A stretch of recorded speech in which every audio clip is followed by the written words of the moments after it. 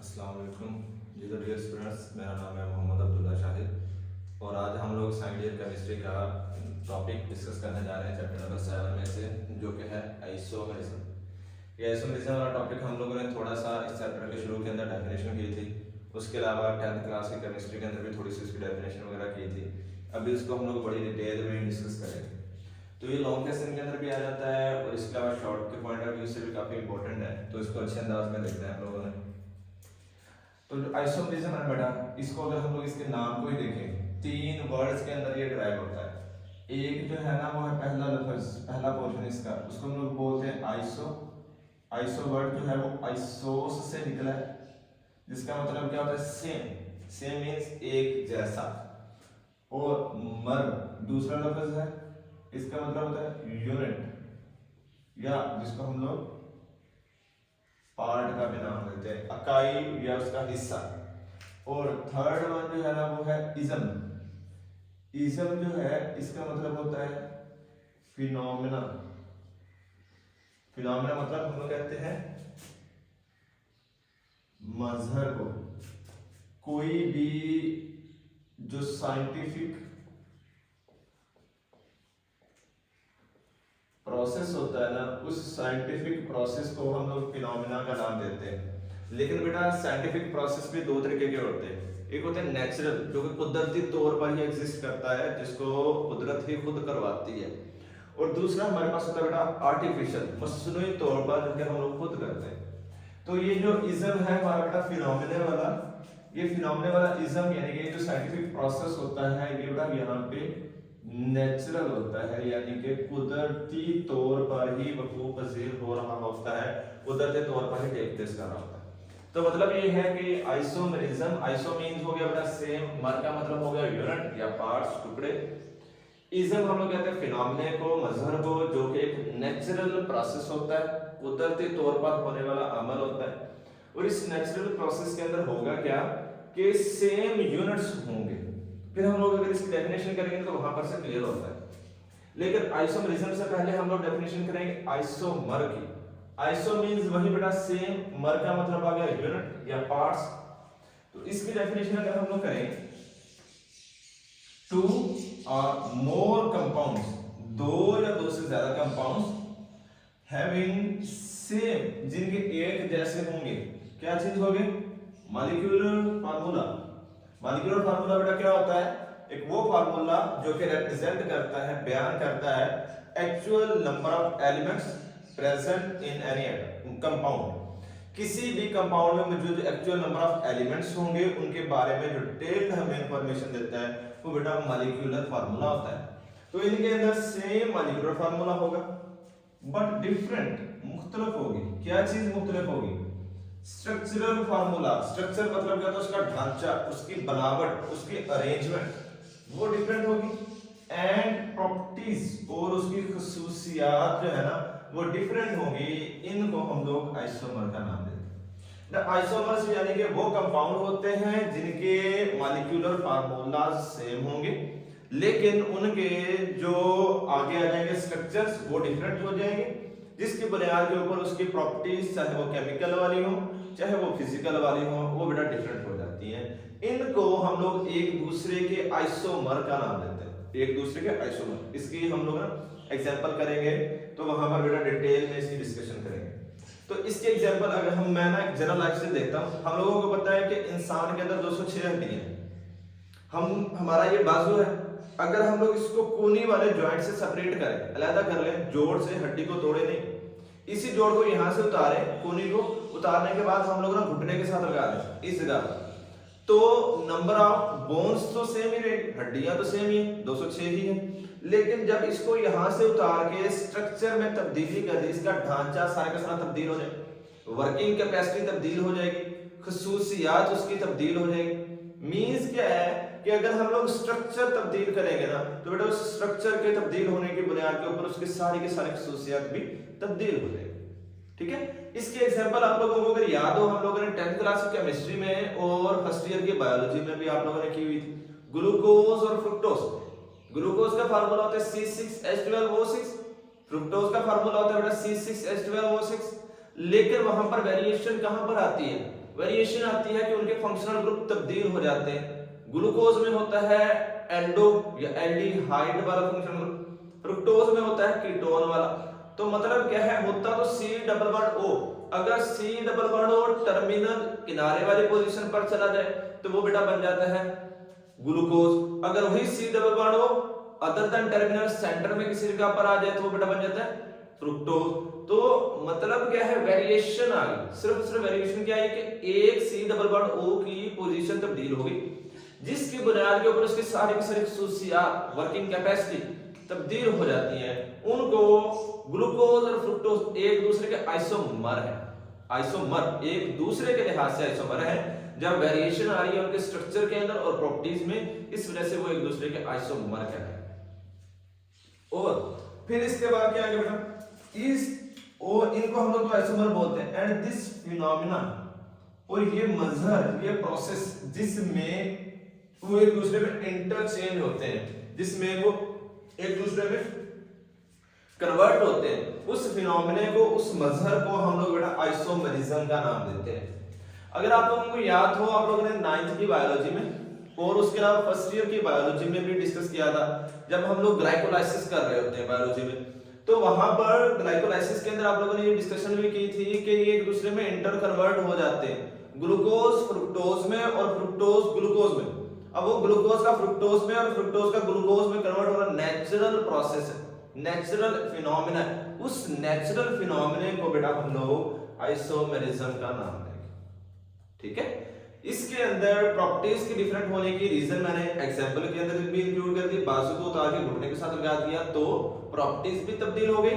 उसके बाद क्या है, उनकी वर्किंग कैपेसिटी जो होगी ना, वो सारी की सारी तब्दील हो जाएगी। फिर इसके बाद क्या है बेटा, इसमें हम लोग ना एक एग्जांपल जनरली इंक्लूड करते हैं थोड़ी सी, फिर आगे इसकी टाइप्स हैं, वहां पर सारी डिटेल में डिस्कशन हो जाएगी। अब एग्जांपल में अगर हम लोग लेंगे CH3 CH2 CH2 CH3, 4 carbon वाला है बेटा, इसको हम लोग नाम देते हैं ब्यूटेन का। स्ट्रेट चेन है तो इसको हम लोग N ब्यूटेन का नाम दे देंगे। अगर इसी तरीके से हम लोग यूं करें CH3 CH CH3, ये टर्मिनल कार्बन है ना, इसको किनारे से उतार कर यहां पे लगा दिया तो ये क्या है, ये है ब्यूटेन ही, लेकिन ये बेटा अब क्या बन जाएगा, आइसोब्यूटेन। देखिए अगर हम लोग तो कार्बन 1 2 3 4 1 2 3 4, हाइड्रोजन 3 4 5 6 7 और 3 10, 3 4 3 7 और 3 10।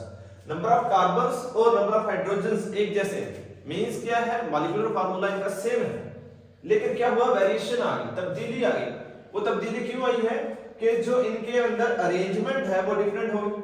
वो अरेंजमेंट डिफरेंट कैसे हो गई है कि कोई भी एक कार्बन की पोजीशन उनके अंदर चेंज होगी, उस पोजीशन के चेंज होने की बुनियाद के ऊपर बेटा ये आइसोमर करते हैं। और अब हम लोगों को ये पढ़ा हुआ है कि हमारी डेली लाइफ के अंदर ना अरबों क्या खरबों सारे ऑर्गेनिक कंपाउंड है वो डिस्कवर हो चुके हैं। उनकी वेरिएशन होने की रीजन क्या है, उनकी वेरिएशन होने की बेटा रीजन है उनकी आइसोमेरिज्म। अब अगर हम लोग देखें 4 कार्बन वाले के 2 पॉसिबल आइसोमर्स हैं, इन दोनों की प्रॉपर्टीज डिफरेंट है, ये वाला और प्रॉपर्टी शो करेगा, ये वाला और प्रॉपर्टी शो करेगा। इसी तरीके से अगर हम लोग 5 कार्बन वाला देख लेंगे, 5 कार्बन वाले के बेटा 3 पॉसिबल आइसोमर्स बनते हैं, N वाला, आइसो वाला और नियो वाला, हम लोग एग्जांपल्स में इंक्लूड भी करेंगे इंशाल्लाह। इसी तरीके से अगर नंबर ऑफ कार्बन्स बढ़ते जाएंगे तो पॉसिबल आइसोमर्स की तादाद जो होती है वो बेटा इंक्रीज करती जाती है। अब रीजन क्या है कि पॉसिबिलिटी ऑफ अरेंजमेंट वेरी है। हम लोगों ने मल्टीपल बॉन्डिंग वाला, अगर आप लोग हमारा लेक्चर देखो जो हम लोगों ने पहले भी some features of organic compounds discuss किया था बेटा, उसके अंदर ये चीज हम लोगों ने करी थी कि कार्बन जो होता है उसकी टेट्रावैलेंसी है और वो कैटिनेशन करता है, तो उसी कैटिनेशन की बुनियाद के ऊपर, टेट्रावैलेंसी की बुनियाद के ऊपर वो अपनी अरेंजमेंट डिफरेंट करवा सकता है। तो जब डिफरेंट अरेंजमेंट करवा सकता है, उसी वजह से हमारे पास पॉसिबल आइसोमर्स की तादाद भी बढ़ती है, आइसोमेरिज्म भी होगी, और number of possible organic compounds जो होते हैं ना वो भी इंक्रीज करते हैं, यानी कि जो पॉसिबल आइसोमर्स हैं उनकी तादाद भी बढ़ती है। ठीक है। अब इसी आइसोमेरिज्म के बेटा के टाइप्स होती है। पहली टाइप है हमारे पास स्ट्रक्चरल आइसोमेरिज्म, दूसरी होती है ज्योमेट्रिकल आइसोमेरिज्म या सिस ट्रांस आइसोमेरिज्म, वो हम लोग भी इंक्लूड करेंगे इंशाल्लाह इसके बाद। पहला है बेटा structural isomerism. Structural isomerism, structure का मतलब क्या है? ढांचा, बनावट। जैसे हम लोग कोई भी बिल्डिंग देखते हैं ना, बिल्डिंग जो ईंटों से हम लोग खड़ी कर देते हैं, ब्रिक्स से, वो पूरी की पूरी बिल्डिंग का एक ढांचा तैयार होता है जब उसके ऊपर प्लास्टर वगैरह हम लोगों ने सीमेंट वगैरह नहीं लगाया होता, बाहर से पॉलिशिंग वगैरह नहीं की होती, उसको हम लोग नाम देते हैं स्ट्रक्चर का। तो स्ट्रक्चरल आइसोमेरिज्म एक आइसोमेरिज्म की वो टाइप होती है that arise due to variation in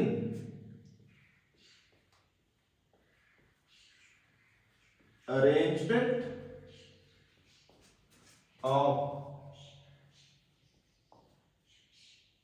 carbon atoms.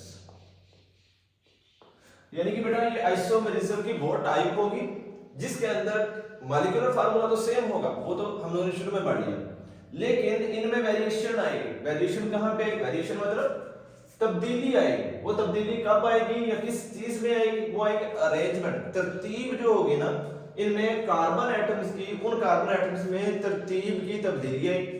उसी तरतीब में तब्दीली की बुनियाद के ऊपर इसको हम लोग बेटा स्ट्रक्चरल आइसोमेरिज्म में इंक्लूड करते हैं। ठीक है, इसी स्ट्रक्चरल आइसोमेरिज्म की आगे बेटा हमारे पास टाइप्स हैं 5 जो हमारे बुक के अंदर उन्होंने मेंशन की हुई। सबसे पहले जो होती है वो होती है चेन आइसोमेरिज्म। चेन हमें नाम से पता चल रहा है, ये हम लोगों ने पहले भी पढ़ा था। ओपन चेन पहले हमारा प्रीवियस लेक्चर है, open chain, close chain, straight chain, branch chain. तो बेटा सारी की सारी चेन आइसोमेरिज्म होगी। तो चेन आइसोमेरिज्म स्ट्रक्चरल आइसोमेरिज्म के अंदर मौजूद एक आइसोमेरिज्म के वो type that arise due to variation, इसमें तब्दीली होगी। किस में तब्दीली होगी? Variation in the chain of organic compounds.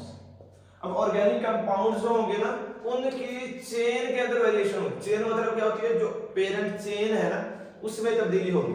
जैसे अगर आप लोग हमारा लेक्चर वो देखो जिसमें क्लासिफिकेशन ऑफ ऑर्गेनिक कंपाउंड किया हुआ है, उसके अंदर हम लोगों ने ना डिस्कशन की थी एक रिंग की भी, और इसी तरीके से एक लॉकेट जो फीमेल्स या मेल्स भी पहनते होते हैं, वो अगर हम लोग लॉकेट को क्लोज कर देते हैं, उसका लॉक एक दूसरे के साथ हम लोग लगा देते हैं, तो वो बेटा बन जाती है क्लोज्ड चेन।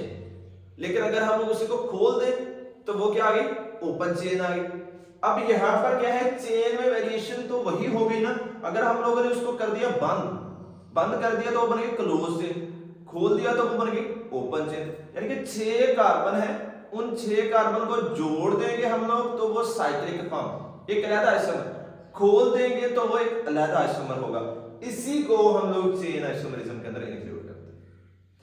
हम लोग अगर बेटा इसमें एग्जांपल करते हैं, वो ले लेते हैं C5H12 यानी कि पेंटेन की एग्जांपल करते हैं। इस पेंटेन में जो पॉसिबल आइसोमर्स होते हैं वो बेटा 3 होते हैं, CH3 CH2 CH2 CH2 CH3। ये पहला पॉसिबल आइसोमर है। फिर एक और आइसोमर अगर हम लोग इसका देखेंगे CH3 CH2 CH CH3, यानी कि पहले थे 5 उसकी पेरेंट चेन में, अब आ गए 4 पेरेंट चेन में और एक उसके ऊपर बेटा क्या आ गई? ब्रांच आ गई। ठीक है, इसके बाद तीसरी एग्जांपल अगर हम लोग करें CH3 C CH3 CH3 CH3, अगर हम लोग इन तीनों चेन्स में नंबर ऑफ कार्बन एटम्स बेटा देखें तो वो equal, number of hydrogen atoms देखें तो वो भी इक्वल। वेरिएशन कहां पर आई? वेरिएशन आई है कि उनके अंदर जो अरेंजमेंट कार्बन की है वो वेरी कर गई। यानी कि पेरेंट चेन में पहले वो स्ट्रेट चेन थे, फिर ब्रांच में भी पहले एक ब्रांच आई, फिर बेटा उसके अंदर क्या है? 2 ब्रांचेस हैं। अब इसमें ये वाली जो स्ट्रेट चेन है इसको हम लोग एन पेंटेन का नाम देंगे, यानी कि नॉर्मल पेंटेन है। ये है एक ब्रांच के अंदर तो ये आइसो पेंटेन में इंक्लूड होती है। दो ब्रांचेस है सेंट्रल कार्बन पे है तो बेटा ये नियो पेंटेन में चली जाएगी। अब वेरिएशन आ गई। वेरिएशन कहां पर आई है कि उनके अंदर जो चेन है वो बेटा उसकी तब्दील हो गई। जब उसकी चेन तब्दील हो गई है तो इसको हम लोग चेन आइसोमेरिज्म के अंदर इंक्लूड करते हैं। ठीक है, इसी के अंदर मैं एक और एग्जांपल बेटा आप लोगों को ना यहाँ पे मैकेनिज्म के नीचे समझा रहा हूं, फिर बाद में हम लोग इसको रेज करके ना अपने टॉपिक की तरफ ले जाएंगे। यहां पर क्या है, एक है हमारे पास CH3 CH2 CH2 CH2 CH2 CH 1 2 3 4 5 6 बेटा 6 कार्बन वाला है, इसको हम लोग नाम देंगे C6H14 जो कि हेक्सेन बनता होता है। ठीक है, अब इसी के अंदर हम लोग ना एक तो ये आ गया नॉर्मल वाला, हम लोग दूसरी एग्जांपल अगर इंक्लूड करेंगे CH3 CH2 CH CH2 CH3 एक कार्बन को उतार के यहां पे जोड़ दो। ठीक है, तीसरी एग्जांपल में हम लोग ये इंक्लूड कर देते हैं CH3 CH2 CH2 CH CH3 CH3। अब ये दोनों है बेटा आइसोहेक्सेन, ये हमारा है बेटा एन हेक्सेन। अब ये दोनों आइसो हैं, कैसे हैं कि ये तो स्ट्रेट है, इसमें तो नॉर्मल ही रहना है ना स्ट्रेट चेन के अंदर। एक ब्रांच आ गई 1 2 3 तीसरे कार्बन पर, वो किस में चला जाएगा, आइसो में चला जाएगा। फिर 1 2 दूसरी पोजीशन पर चला गया, आइसो में चला गया। अगर हम लोग ये करते हैं यहां पर तो एक एक ब्रांच है, हम लोग एक और को उतारें इस पोजीशन पर ले लें, फिर क्या होगा, आइसोहेक्सेन के अंदर वेरिएशन आ जाएगी ना। उसके बाद हम लोग ये करते हैं कि 2 कार्बन वाली एक ब्रांच बना लें। पहले तो हम लोगों ने 1 कार्बन वाली ब्रांच बनाई है, अगर हम लोग यही कर दें इसमें 2 कार्बन वाली ब्रांच कर दें, स्ट्रक्चर तो तब्दील हो जाएगा ना बेटा, पेरेंट चेन में तो तब्दीली आ गई। तो यहां पर क्या है, चेन आइसोमेरिज्म यानी कि वो टाइप जिसमें पेरेंट चेन के अंदर तब्दीली आ जाती है। और यहां पे देखें अगर हम लोग तो नंबर ऑफ पॉसिबल आइसोमर्स भी इंक्रीज करते जा रहे हैं। रीजन क्या है, वेरिएशन आ रही है, तब्दीली आ रही है अरेंजमेंट की बुनियाद के ऊपर, तो वो बेटा हमारे पास चेन आइसोमेरिज्म में आई। ठीक है, ये तो जस्ट एन ओनली एग्जांपल हम लोग यहां पर करेंगे, इसको यहां से रेज कर देते हैं। इसके बाद है बेटा हमारे पास नेक्स्ट पोजीशन आइसोमेरिज्म। पोजीशन नाम से पता चल रहा है, नाम की बुनियाद के ऊपर तो बेटा ये याद रखनी है, वो अरेंजमेंट, वो आइसोमेरिज्म की टाइप जो कि अराइज करती है यानी कि उभरती है, that arises due to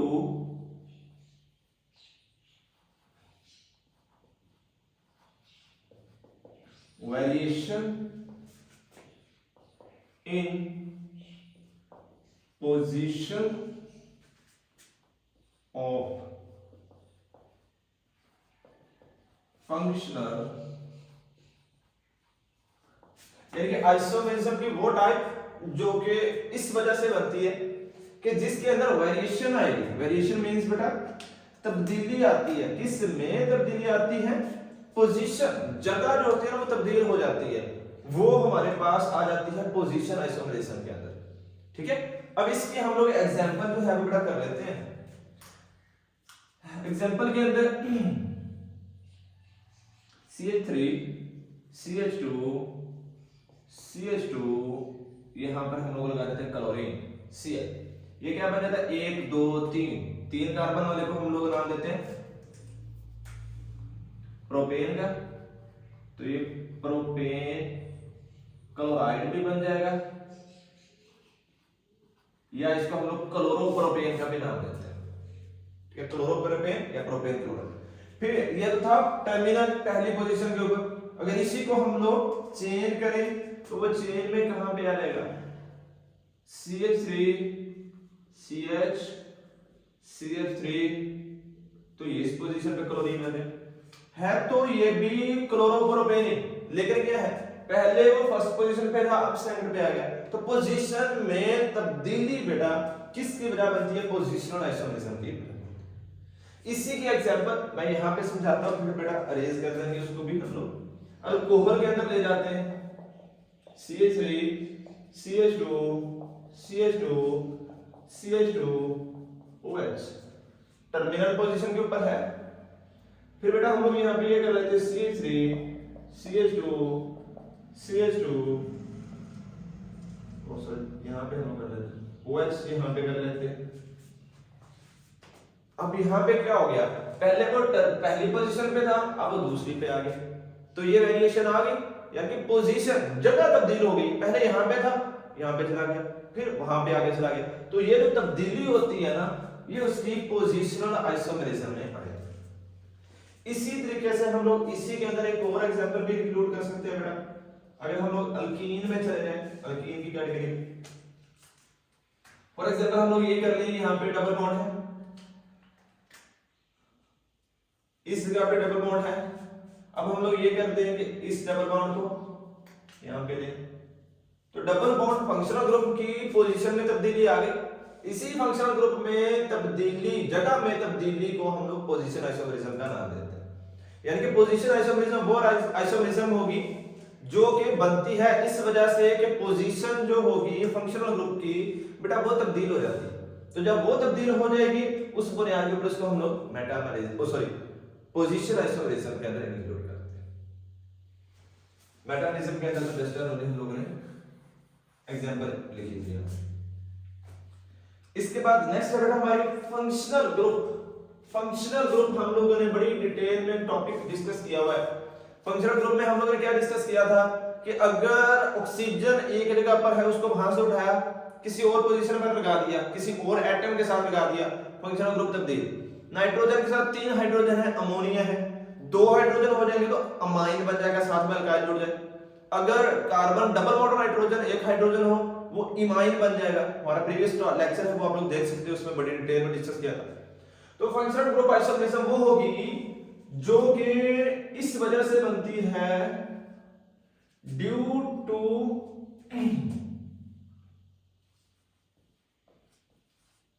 changing of functional group, यानी कि वो आइसोमेरिज्म जो कि इस वजह से बनती है कि पूरे का पूरा फंक्शनल ग्रुप भी तब्दील हो गया। ठीक है बेटा, फंक्शनल ग्रुप के तब्दील होने की बुनियाद के ऊपर जो आइसोमेरिज्म बनती है ना, उसको हम लोग फंक्शनल ग्रुप आइसोमेरिज्म का नाम देंगे। इसके अंदर हम लोग ना एग्जांपल जो है वो बेटा करते हैं अल्कोहल्स की, CH3 CH2 OH। अब ये क्या है, 1 2 मिथाइल है, OH मिथाइल अल्कोहल। फिर यहां पे इसी का पॉसिबल आइसोमर क्या बनेगा, ये ऑक्सीजन के साथ हाइड्रोजन था, हाइड्रोक्सल बन गया। हम लोगों ने क्या करना है, इस ऑक्सीजन को यहां से उतार के दोनों कार्बन के दरमियान में लगा देना है, और ये जो हाइड्रोजन है ना इसको इस कार्बन के साथ जोड़ देना है। तो ये क्या बनेगा बेटा, जब 2 कार्बन के दरमियान में ऑक्सीजन होगा तो ये ईथर की पहचान है, और ये OH किसकी पहचान है, अल्कोहल की बेटा पहचान है। तो ये क्या है, ईथर को अल्कोहल में, अल्कोहल को ईथर में इंटरचेंज कर सकते हैं। तो वो जो इंटरचेंजिंग होगी इस वजह से उसका पूरा का पूरा फंक्शनल ग्रुप ही चेंज हो जाएगा। जब बेटा फंक्शनल ग्रुप चेंज हो जाएगा तो इसको फंक्शनल ग्रुप आइसोमेरिज्म का नाम देंगे। नंबर ऑफ एटम सेम है, 1 2 1 2 कार्बन 2 हाइड्रोजन 3 2 5 1 6 3 3 6 ऑक्सीजन 1, यानी कि नंबर ऑफ एटम सेम है, मॉलिक्यूलर फार्मूला सेम है, लेकिन वेरिएशन कहां पर आई है, उसके फंक्शनल ग्रुप भी तब्दील हो गए हैं, वो फंक्शनल ग्रुप आइसोमेरिज्म बेटा है। इसके अलावा एक और एग्जांपल हम लोग करते हैं एल्डिहाइड और कीटोन की। ये बेटा आप लोगों ने ग्लूकोज और फ्रुक्टोज में बड़े डिटेल में किया हुआ है, हम लोग इसकी छोटी एग्जांपल करेंगे, बड़े वाले नहीं करेंगे। C double bond O CH3 ओ सॉरी CH2 बना था, CH2 CH3 यहां पे hydrogen, C double bond O CH3 1 2 3 carbon, 1 2 3 carbon, 3 4 5 6 hydrogen, 3 3 6 hydrogen, 1 oxygen. बेटा क्या है, C डबल बॉन्ड O वो साइड पर था, अब उसी C bond double bond O को सेंटर में ले गए, तो वो क्या बन जाएगा, फंक्शनल ग्रुप की तब्दील हो जाएगा। जब फंक्शनल ग्रुप की तब्दीली हो जाएगी, इस फंक्शनल ग्रुप की तब्दीली की बुनियाद के ऊपर ये बेटा हमारा फंक्शनल ग्रुप आइसोमरिज्म बन जाता है। इसके अलावा ये वाला जो एग्जांपल है ना बेटा, ये हमारी पोजीशन आइसोमरिज्म के अंदर भी आ जाती है। ठीक है, पोजीशन कैसे, अब पोजीशन यानी कि C डबल बॉन्ड O पहले किनारे पर था, अब C डबल बॉन्ड O अगले पर चला गया। फंक्शनल ग्रुप के तब्दील होने के साथ साथ जो नंबर ऑफ एटम्स हैं, यानी कि जो उसकी प्रॉपर्टीज को मेंशन करवा रहे हैं, उनकी जगह की तब्दीली होना भी फंक्शनल ग्रुप के साथ साथ पोजीशन आइसोमरिज्म में आएगा। यानी कि C डबल बॉन्ड O पहले साइड पर था, अब वही C डबल बॉन्ड O अंदर चला गया। तो हम लोग इसको पोजीशन के अंदर भी ले सकते हैं, क्योंकि पोजीशन जगह चेंज हो रही है कार्बोनाइल की C डबल बॉन्ड O की। इस बुनियाद के ऊपर बेटा ये हमारा फंक्शनल ग्रुप आइसोमरिज्म के अंदर आएगा। ठीक है, नेक्स्ट हमारा आता है मेटामेरिज्म। मेटा का मतलब यहां पे हम लोग ना लिखते होते हैं बेटा सेंटर, दरमियान वाला। मेटामेरिज्म एक वो आइसोमरिज्म की टाइप है जो कि सेंटर की वजह से होती है, दरमियान की वजह से होती है। अब वो कैसे, that arise due to unequal distribution of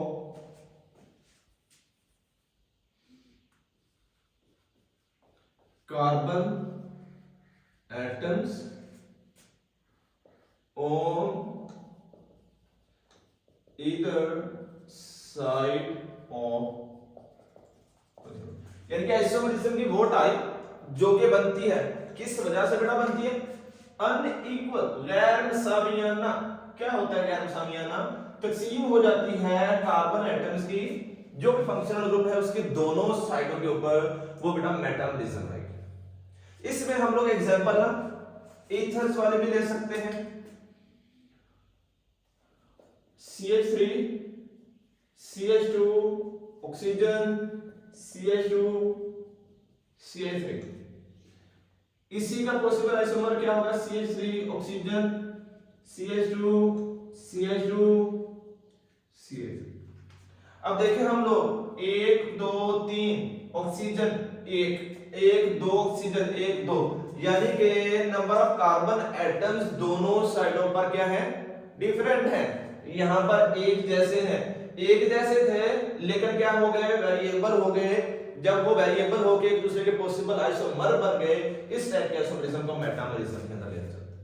ठीक है बेटा, अनइक्वल डिस्ट्रीब्यूशन किसकी हो गई, फंक्शनल ग्रुप के दोनों साइडों के ऊपर कार्बन एटम्स की, तो इसको हम लोग मेटामेरिज्म में इंक्लूड करते हैं। ये हमारे ग्रुप के अंदर ना बड़ी डिटेल में डिस्कस किया हुआ एक टॉपिक है जो बेटा हम लोग यहाँ पे डिस्कस करेंगे। इसके बाद हम लोग ना वो भी एग्जांपल कर सकते हैं इसमें अल्कीन वाली भी।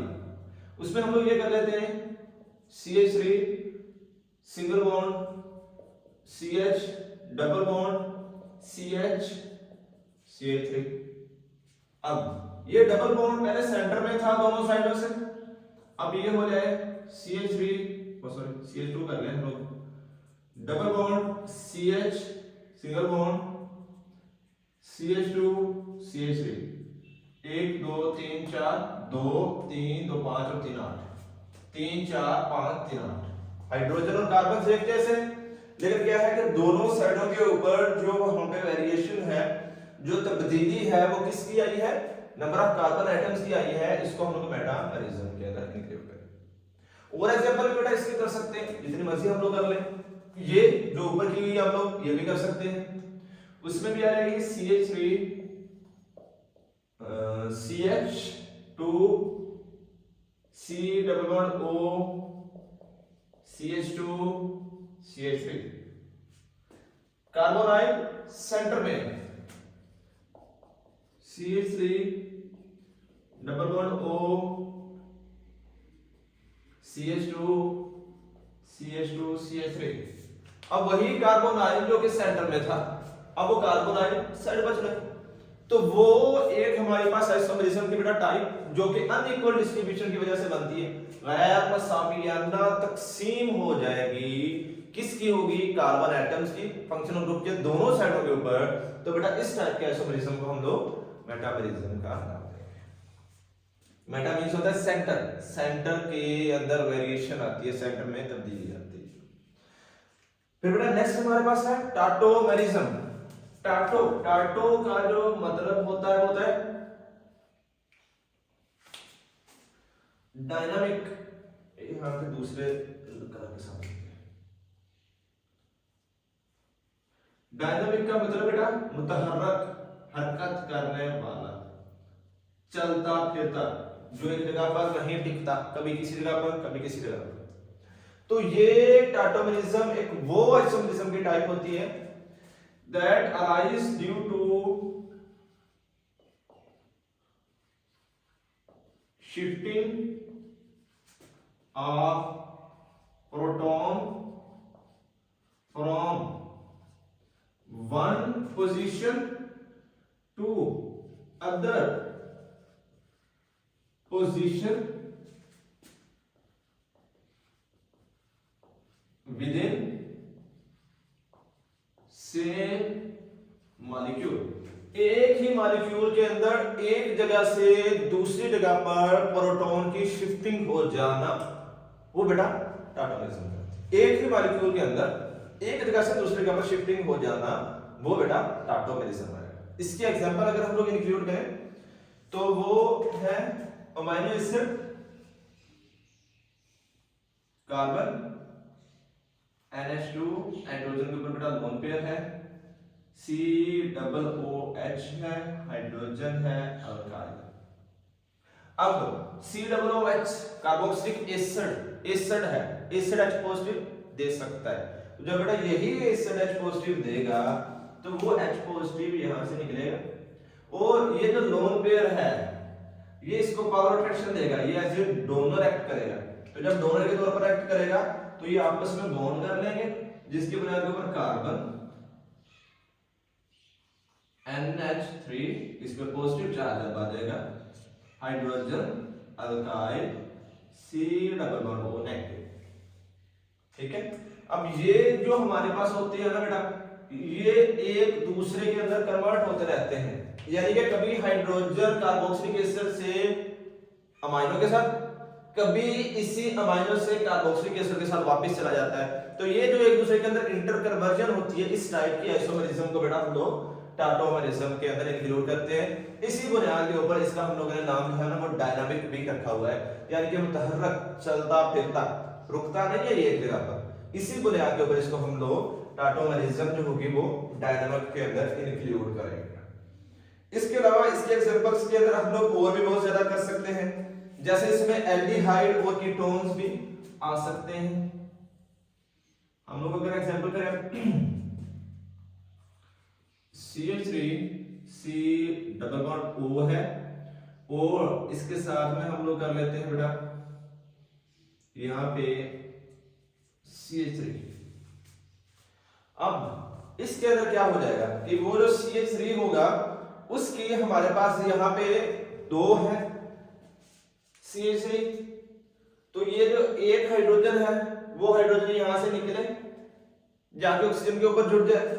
वो ऑक्सीजन के ऊपर कैसे जुड़ेगा, ऑक्सीजन के ऊपर क्या है, 2 लोन पेयर है। जब बेटा 2 लोन पेयर है, एक हाइड्रोजन यहां से इस कार्बन से भी इस कार्बन से, जहां से मर्जी एक हाइड्रोजन उतरे, वो हाइड्रोजन उतर कर जाके जुड़ जाए ऑक्सीजन के साथ।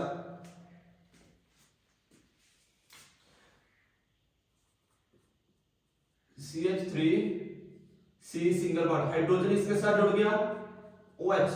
जब हाइड्रोजन ऑक्सीजन के साथ जुड़ा, ऑक्सीजन की वैल्यू हो जाएगी एक्स्ट्रा, क्योंकि ऑक्सीजन 2 बॉन्ड करता है। हाइड्रोजन के जुड़ने की बुनियाद के ऊपर ऑक्सीजन के 3 बॉन्ड हो जाएंगे, ऑक्सीजन अनस्टेबल हो जाएगा।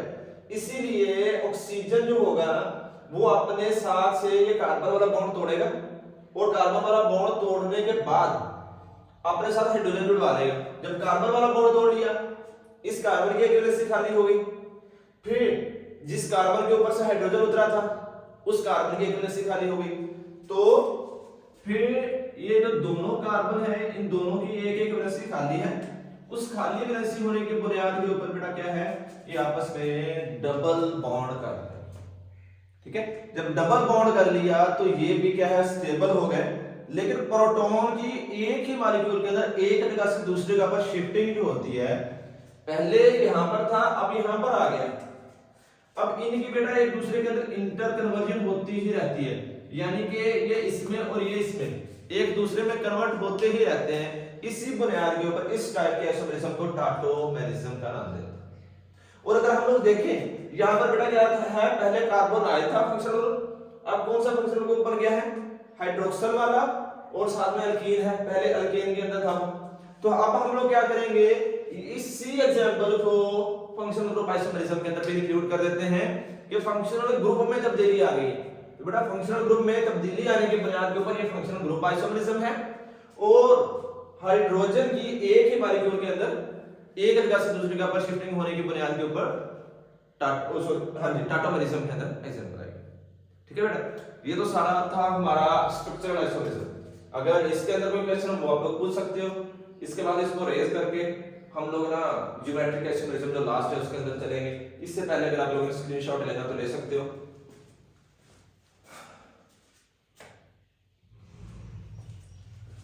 जी तो बेटा स्ट्रक्चरल आइसोमेरिज्म हमारा कंप्लीट हो गया। अभी हम लोग करते हैं अपना सिस ट्रांस आइसोमेरिज्म।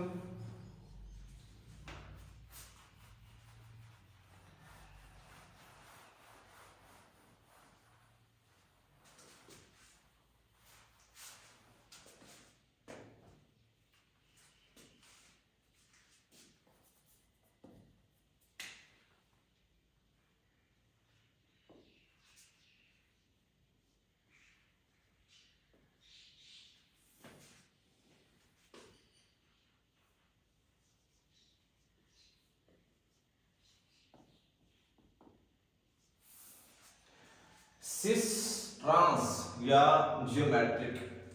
सिस का मतलब बेटा होता है सेम, ट्रांस का मतलब क्या होता है तब्दील हो जाना,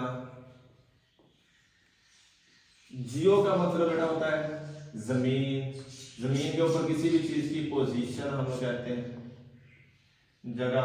मीटर, मीटर मेजरिंग इंस्ट्रूमेंट होता है, वो मेजर करता है किसी को भी उसकी जगह के हिसाब से कि वो कितने डिस्टेंस पर है। तो ज्योमेट्री हम लोग मोस्टली इस्तेमाल करते हैं मैथमेटिक्स के अंदर, एंगल्स मालूम करने के लिए, उसकी लेंथ मालूम करने के लिए, उसका डिस्टेंस वगैरह मालूम करने के लिए हम लोग यूज करते हैं। तो ये एक यही दो नाम है, ज्योमेट्रिक आइसोमेरिज्म या फिर बेटा उसको हम लोग नाम देते हैं सिस ट्रांस आइसोमेरिज्म। तो ये जो सिस ट्रांस आइसोमेरिज्म होती है, ये आइसोमेरिज्म की वो टाइप होती है that arise due to variation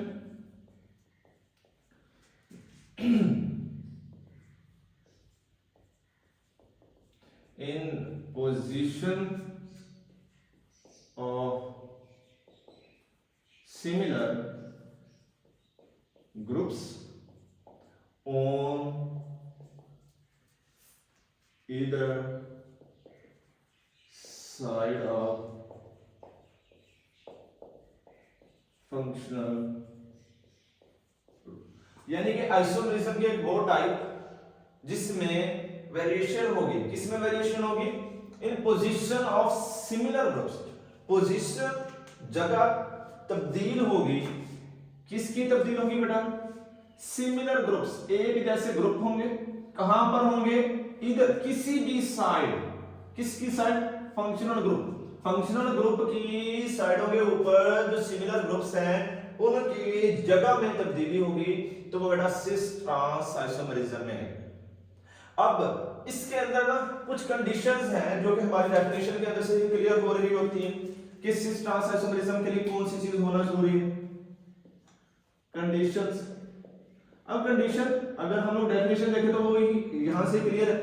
पहली कंडीशन क्या है कि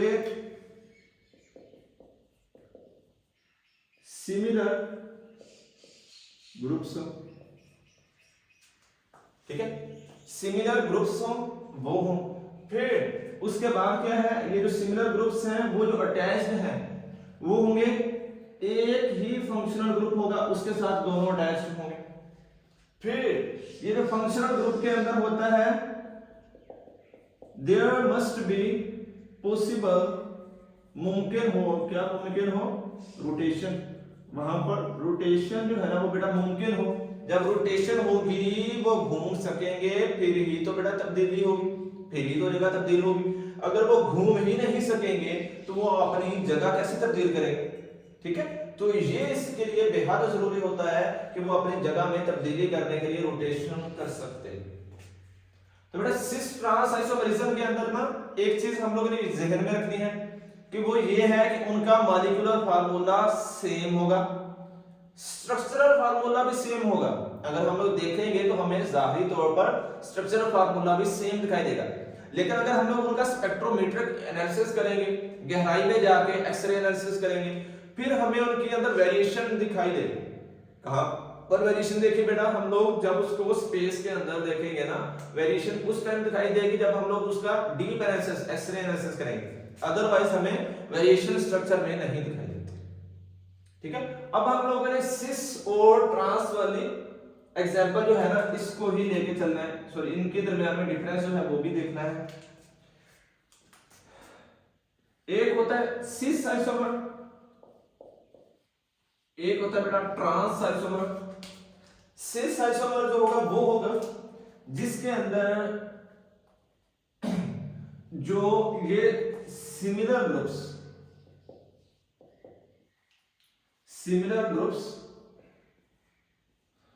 on same side of, similar groups होंगे और वो सेम साइड के ऊपर होंगे, क्योंकि सिस का मतलब क्या है बेटा? सेम। सिस का मतलब है एक जैसा, सिमिलर ग्रुप्स होंगे एक ही जैसी साइड के ऊपर होंगे तो वो सिस आइसोमर कहलाएंगे। लेकिन जो ट्रांस होगा इसमें सिमिलर ग्रुप होंगे on different side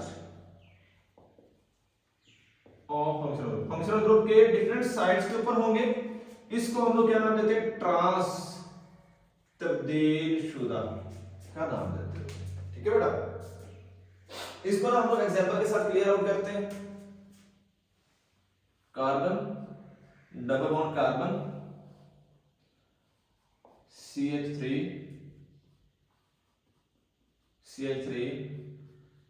hydrogen hydrogen.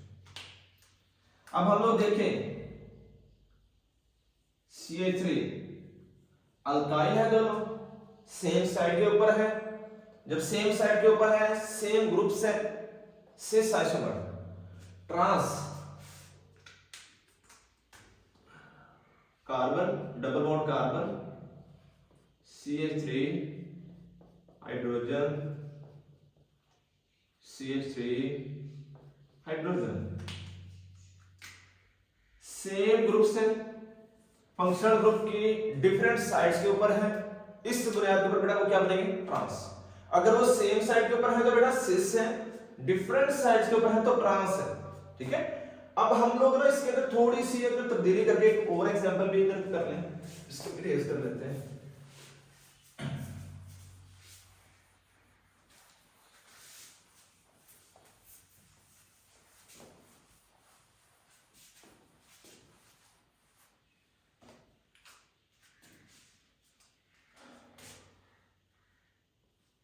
Carbon, double bond carbon, hydrogen.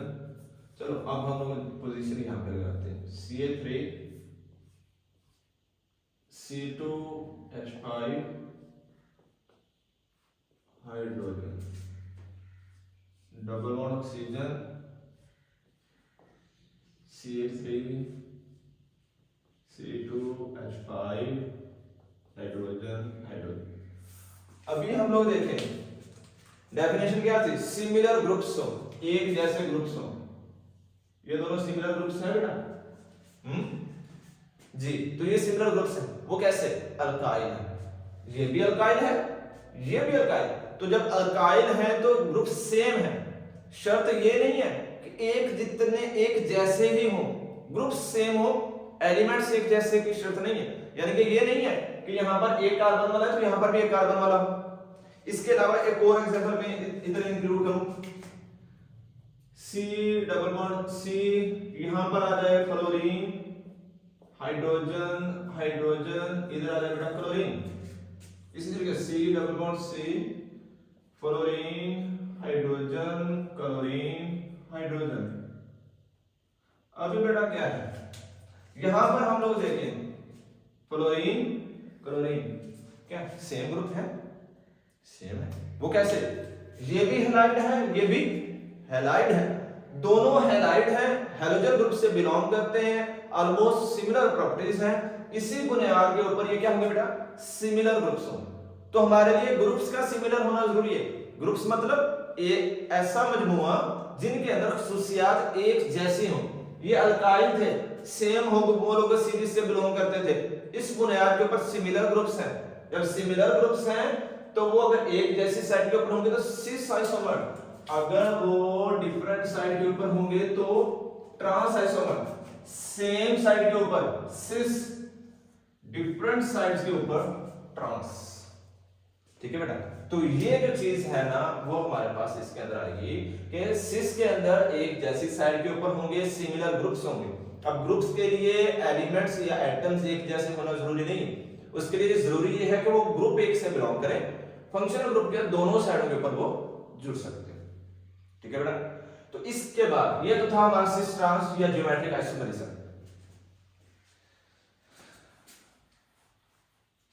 इसके बाद यहां पर कुछ क्वेश्चंस आते हैं, बड़े इंपॉर्टेंट है, शार्ट के अकॉर्डिंगली वो हम लोग देखते हैं इसी में से सिस ट्रांस में से। वो ये है पहला question, which compounds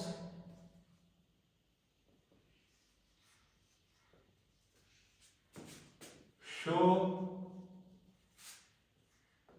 sis trans isomerism. कौन से कंपाउंड जो है ना बेटा सिस ट्रांस आइसोमरिज्म शो करते हैं? ठीक है, इसके बाद Y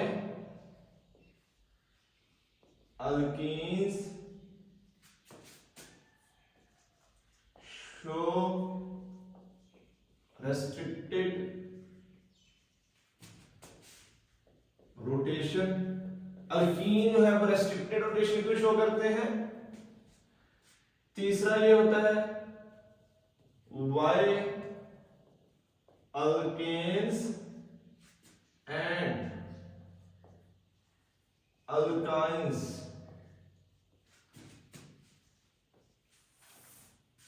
do not show cis trans isomerism. Alkanes और अल्काइंस सिस ट्रांस आइसोमरिज्म क्यों शो नहीं करते? फोर्थ है why alkenes show cis trans. Alkenes क्यों सिस ट्रांस शो करते हैं? ये बेटा 4 पॉइंट है, इसके अलावा भी कोई और क्वेश्चंस आते हैं तो वो भी हम लोग इसके अंदर डिस्कस करेंगे। हाँ, एक चीज कंडीशंस के अंदर एक पॉइंट रह गया कि there must be restricted rotation, कि वहां पर लाजमी है कि रेस्ट्रिक्टेड रोटेशन हो। रेस्ट्रिक्ट करना, महदूद करना, लिमिटाइज रोटेशन हो, फ्रीली रोटेशन ना हो या बिल्कुल ही रोटेट ना करें। ये ना हो कि बिल्कुल रोटेट नहीं कर रहे, जो बिल्कुल रोटेट नहीं करते वो भी बेटा सिस ट्रांस शो नहीं करते, जो फ्रीली रोटेट करते हैं वो भी सिस ट्रांस शो नहीं करते, जो रेस्ट्रिक्टेड रोटेशन करते हैं वो सिर्फ सिस ट्रांस शो करते हैं। तो हम लोगों ने ना ये 4 पॉइंट्स हैं, चारों के नाम जो है ना, चारों के आंसर्स ऑलमोस्ट सिमिलर ही बन जाते हैं, कुछ थोड़ी सी वेरिएशन आती है वो हम डिस्कस करते हैं। Which compounds show cis trans isomerism? Why alkanes show cis trans isomerism?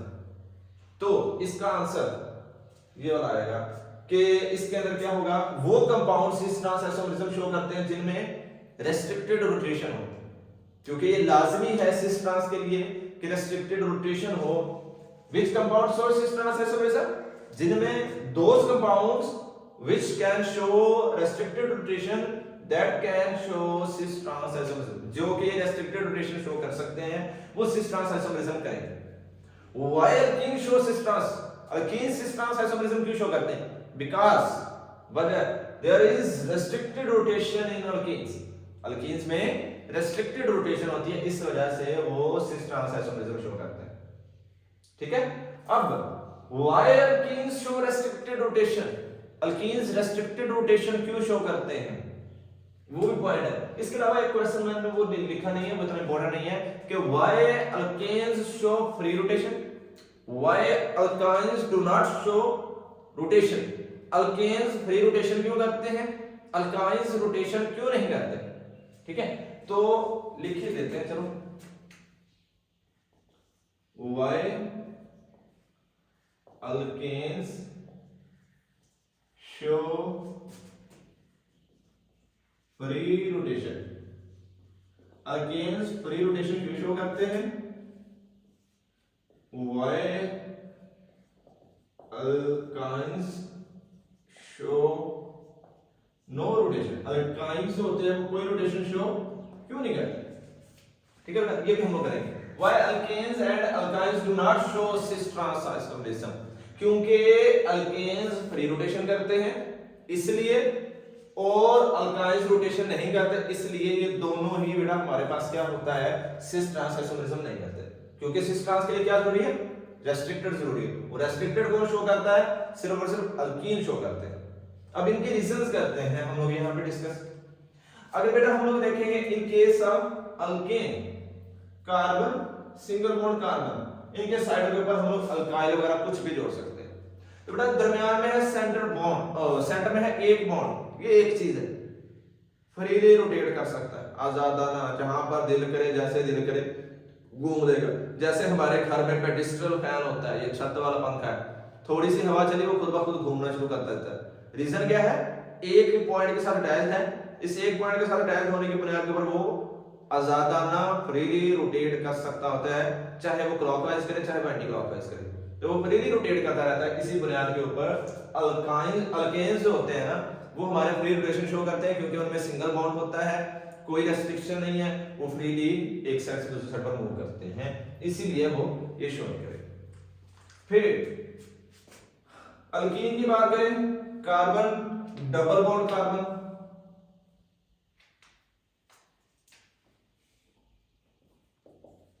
ये था अल्केन, ये है अल्कीन. अब अल्कीन क्यों सिस ट्रांस शो करते हैं, अल्कीन कैसे रेस्ट्रिक्टेड रोटेशन शो करते हैं वो है. अब अल्कीन में है डबल बॉन्ड, ये जो डबल बॉन्ड है ना घूमने वो भी नहीं देता, वो घूमने नहीं देता. जैसे ये है, दो चीजें आ गई, जब बेटा ये दो चीजें आ गई हैं तो ये घूमने लगेगा, इधर से घूमने लगेगा, निचला रोक देगा उसको, क्योंकि ये अटैच है ना, ये छत के साथ अटैच है. पंखे को हम लोगों ने ना दो पोल के साथ लगा दिया, वो घूमेगा क्यों, एक पोल होगा तो वो तो अपने गिर्द घूम लेने देगा, ये घूमने लगेगा इस एक्सिस के अकॉर्डिंगली तो ऊपर वाला घूमने नहीं देगा, ये घुमाने की कोशिश करेगा तो निचले वाला घूमने नहीं देगा. इसी बुनियाद के ऊपर दोनों जो होते हैं ना वो रोटेट नहीं करने देते. अगर हम लोग ये खोल दें ये रोटेट कर जाएगा, रोटेट करेगा, करने के बाद फिर से ये जुड़ जाएंगे.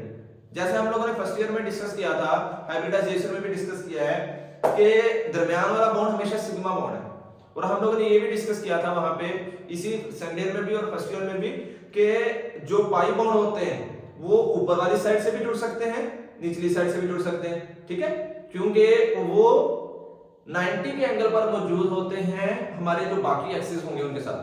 तो ये ऊपर वाली साइड से जुड़ गया तो पाई बॉन्ड ऊपर है, लेकिन क्या हुआ जब रोटेशन हुई ये पाई टूट गया, टूटने के बाद ये रोटेट किया एटम, रोटेट कर गया.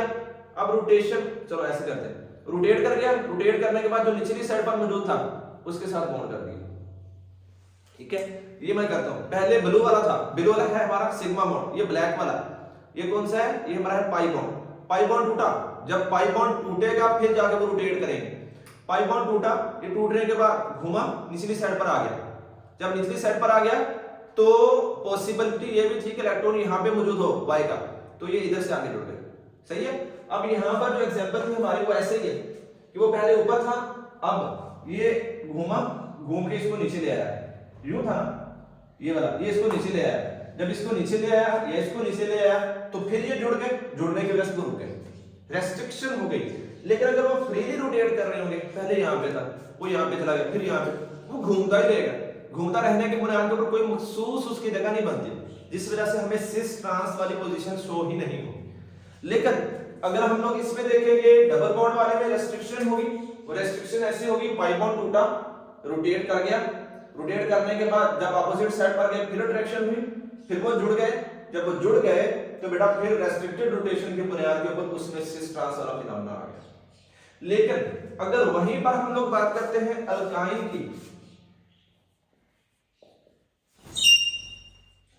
अल्काइन में बेटा क्या है, कार्बन में कार्बन कार्बन ट्रिपल बॉन्ड होते हैं, तो जब ट्रिपल बॉन्ड है, 3 बॉन्ड है, नंबर ऑफ बॉन्ड्स ज्यादा होते हैं, पाई बॉन्ड कभी भी रोटेट नहीं करने देता, सिर्फ और सिर्फ सिग्मा बॉन्ड अपने एक्सिस के गिर्द रोटेट करने देता है, क्योंकि वो न्यूक्लियाई की हेड टू हेड ओवरलैपिंग से बेटा बनता है। तो अब इसमें क्या है कि इसमें अल्काइन में 3 बॉन्ड है, उसको क्या करना पड़ेगा, सिग्मा बॉन्ड के लिए 2 बॉन्ड तुड़वाने पड़ेंगे, तो बहुत ज्यादा एनर्जी कंज्यूम होती है 2 बॉन्ड्स को तुड़वाने के लिए। उसके अलावा हम लोग चैप्टर नंबर 8 के एंड में भी डिस्कस करेंगे कि इलेक्ट्रॉनिक डेंसिटी कार्बन कार्बन के दरमियान में बहुत ज्यादा होती है, तो जब इलेक्ट्रॉनिक डेंसिटी सेंटर में ज्यादा है तो दोनों carbon maximum power of attraction centre में लगा रहे होते हैं, जिस वजह से वो बॉन्ड टूटते नहीं है। जब वो बॉन्ड नहीं टूटते इसीलिए वो रोटेट नहीं कर सकेंगे, जब वो रोटेट नहीं कर सकते तो वो बेटा सिस ट्रांस भी शो नहीं करते। ठीक है, अब इसमें फ्री रोटेशन क्यों करते हैं, सिंगल बॉन्ड है, इस वजह से आजादाना जहां पर दिल करे घूम सकता है। रेस्ट्रिक्टेड रोटेशन क्यों करते हैं, जब पाई बॉन्ड टूटता है फिर वो रोटेट कर जाते हैं, फिर दोबारा पाई बॉन्ड बन जाता है, रोटेशन रुक जाती है, इसको रेस्ट्रिक्टेड लिमिटाइज्ड मेथड, यानी कि सिर्फ और सिर्फ उस टाइम रोटेट करते हैं जब पाई बॉन्ड टूटता है, जब पाई बॉन्ड बन जाता है फिर वो रोटेशन रोक देते हैं।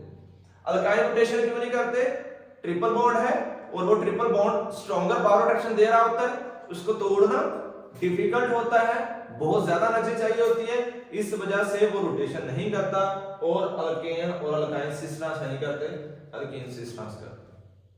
ठीक है बेटा, ये हमारा जो है ना सिस ट्रांस वाला, ये लॉन्ग क्वेश्चन के अंदर भी आ जाता है, define isomerism, explain cis trans, यानी कि सिस ट्रांस के एक्सप्लेनेशन और आइसोमरिज्म की डिफाइन। फिर इनके अलावा ये जो क्वेश्चन है, ये शॉर्ट क्वेश्चन के अंदर बड़े इंपॉर्टेंट, इसको पेपर के पॉइंट ऑफ व्यू से अच्छे तरीके से तैयार करना है। होप सो कि मैंने सारा टॉपिक क्लियर कर दिया। आज हमारा पूरा का पूरा 7th जो चैप्टर है सेकेंड केमिस्ट्री का वो कंप्लीट हो गया। अगर इसके रेलेवेंट पूरे चैप्टर के रेलेवेंट आप लोगों को कोई भी क्वेश्चन हो तो आप लोग पूछ सकते हो। थैंक यू, अल्लाह हाफिज़।